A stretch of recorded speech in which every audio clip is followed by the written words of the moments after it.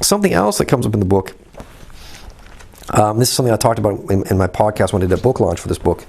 I think also that we get lambasted about a lot is what I translate as polygyny, which is having a man having more than one wife, up to 4 wives.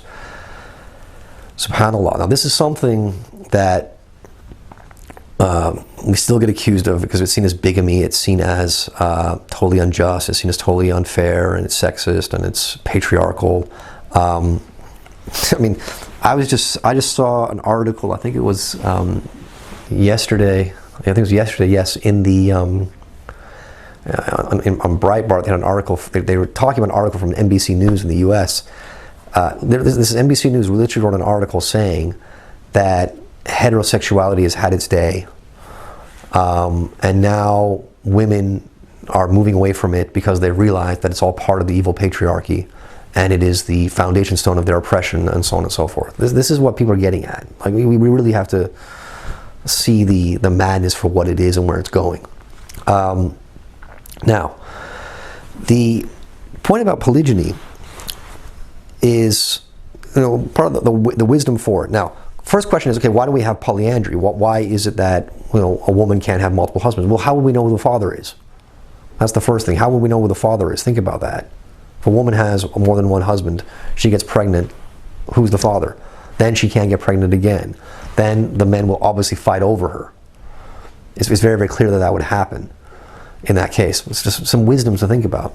But when we understand about men, why we have this option of, again, I stress that it's an option. It's not something, we're not saying you have to do it.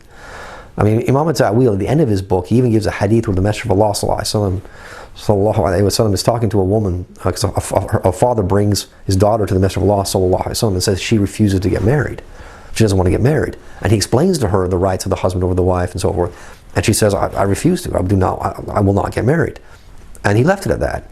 So if a woman, if you're listening and you're a woman, you have a problem with the Qiyamah structure, you don't want to commit to that, you don't want to live with a man, and you don't want to be under his authority, that's your choice. You don't have to do it. Now, polygyny is the same thing. So we have a lot of situations, and certainly a lot of cities are like that around the world, where women outnumber men, right? Women outnumber men. So if every man got married, there would be women left over who would not find a man to marry. So what we have here in our Sharia, in our fiqh, is that a woman has the option, if she wants to, she can be a second, third, or fourth wife. She doesn't have to, but if she wants to, that might be preferable. But we get maligned for this. It's like, well, why? And especially think of like post-war scenarios. You can have post-war scenarios where an entire generation of men are wiped out. Like, for example, like in this country, in England, after the war of 1914 to 1918, especially, like more so I think than the war of 1939, 1945. In the first war, huge swaths of the male population of this country were wiped out. So what are the women supposed to do? What about their widows? What are they supposed to do? Are they supposed to just be single forever? They don't even have, they're not even allowed to have the option of being a second wife or a third wife?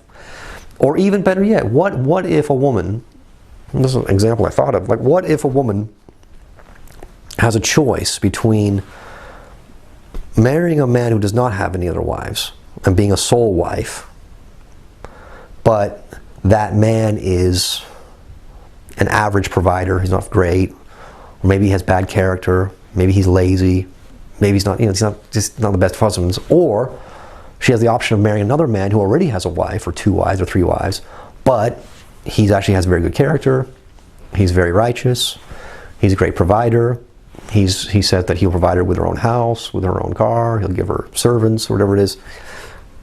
What if that choice is on the woman's table? Like, what would she choose? Right? I mean, seriously, think about that. Would you just automatically choose the single guy because he has no other wife, or would you think, maybe this other man, even though he has a second or third or fourth wife, another wife or a second wife or a third wife, even so, maybe he will take care of me better. This option is just being presented. It's something that's there because, again, there are a lot of cities in the world, a lot of places in the world, there are more women than men.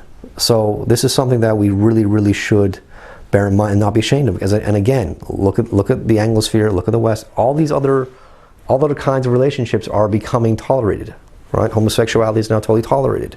Now they're pushing for bestiality and calling it zoophilia. There are also sectors of people out here in the Anglosphere pushing for pedophilia. They're pushing for that to be accepted as normal.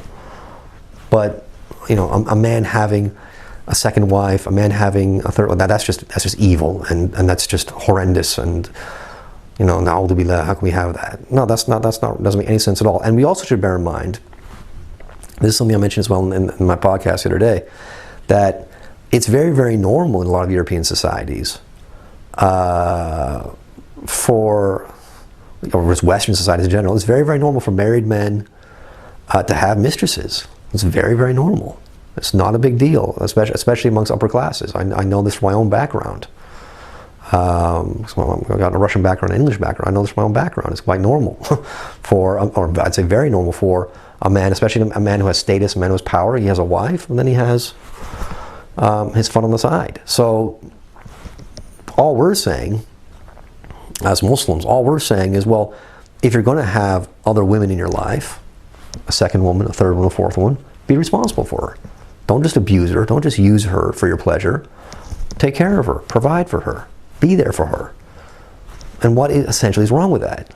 So people need to think about it. But again, I say you need to think about this, but you have to, especially for Muslims who are watching this, go back and think about the schooling you went through.